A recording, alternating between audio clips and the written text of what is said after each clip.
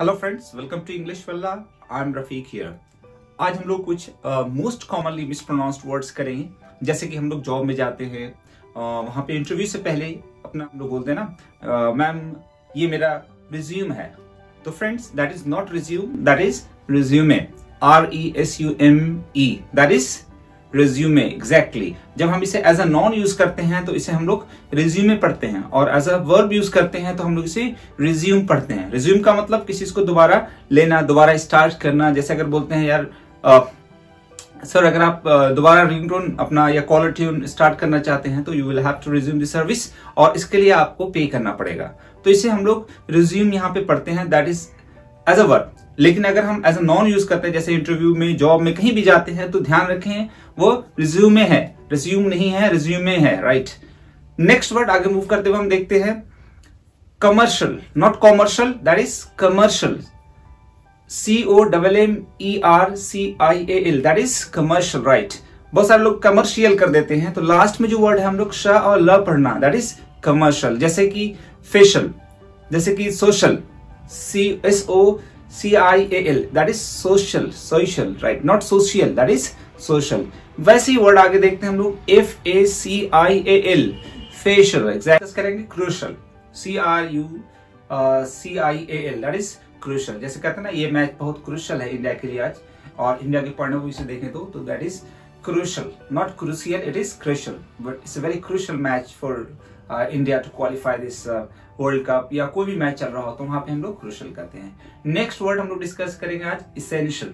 Essential, essential का मतलब पता ही होगा आपको, स्पेलिंग यहाँ देख सकते हैं आप, ESSENTIAL, that is essential, not essential. और इसेंशियल भी नहीं पढ़ेंगे इसे हम लोग, इसेंशियल। जैसे कहते हैं कि ये बहुत इसेंशियल है लाइफ में, याद रखना। तो it is very essential to remember in life.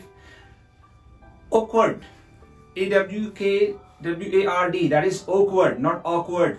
जैसे कहते हैं यार बहुत ऑकवर्ड फील होता है, I feel very awkward, like जैसे बोलते हैं कि जो शीशे का ये जो हैंडल है ना, ये इस वेरी ऑकवर्ड शेप है, तो वहां पे भी ऑकवर्ड पढ़ना, not awkward, awkward. Right.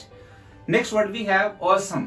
Awesome का मतलब पता ही है, शानदार। राइट। कहते हैं ना यार ये मैच और परफॉर्मेंस ऑसम रहा, तो awesome, not awesome, that is awesome. Next word की तरफ हम लोग मूव करते हैं, देखते हैं आगे इम्ब्रेस एंड इम्बैरेस। क्या डिफरेंस है? हम लोग कई बार इम्ब्रेस को इम्बैरेस पढ़ देते हैं और इम्बैरेस को इम्ब्रेस पढ़ देते हैं। स्पेलिंग देखते हैं पहले, EMBRACE, that is embrace. Embrace मतलब गले लगाना, like on the occasion of festival we embrace each other. हम एक दूसरे को गले लगाते हैं किसी फेस्टिवल के मौके पर, अवसर पर, तो वहां पे इम्ब्रेस बोलेंगे।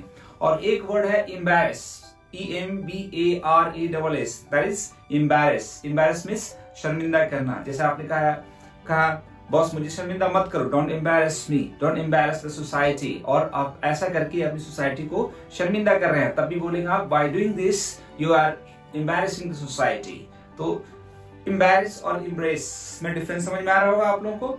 नेक्स्ट वर्ड है COUSIN। हम इसे ज्यादा बोल देते हैं, कुछ लोग कॉजिन पढ़ देते हैं, कुछ लोग कजिन पढ़ देते हैं, but that is exactly cousin. थोड़ा जल्दी से लास्ट वाला पढ़ना है, COUSIN, that is cousin, not cousin, cousin, cousin. आगे देखते हैं हम लोग, जैसे एक दूसरे से बात कर रहे होते हैं तो कहते हैं यार वो उसका कन्वर्सेशन बहुत अच्छा रहा। कई बार हम लोग उससे बोल देते हैं उसका कन्वर्सेशन, तो not conversation, that is conversation, conversation. Right. ऐसे ही हम लोग नेक्स्ट वर्ड आज डिस्कस करेंगे, BASICALLY, that is basically, not basically. जैसे आप कहते हैं basically I belong to this place, तो बेसिकली नहीं होता। आप जैसे इंटरव्यू में गए, आपने पहला सेंटेंस यही बोला कि sir basically I belong to UP, basically I belong to Bihar, तो not basically, that is basically. थोड़ा जल्दी से पढ़ना लास्ट को, बेसिकली, इस तरह से पढ़ सकते हैं, बेसिकली। राइट। उसी तरीके से आगे अगर इस तरह की प्रोनाउंसिएशन स्पेलिंग आती है तो हम जैसे PHYSICALLY, that is physically. Right. जैसे कहते हैं फिजिकली, इकोनॉमिकली। राइट। तो जो इस तरह के वर्ड्स, ग्रामेटिकली, जैसे आप कहते हैं ना ग्रामेटिकली सेंटेंसेस आपके ठीक हैं, तो ग्रामेटिकली।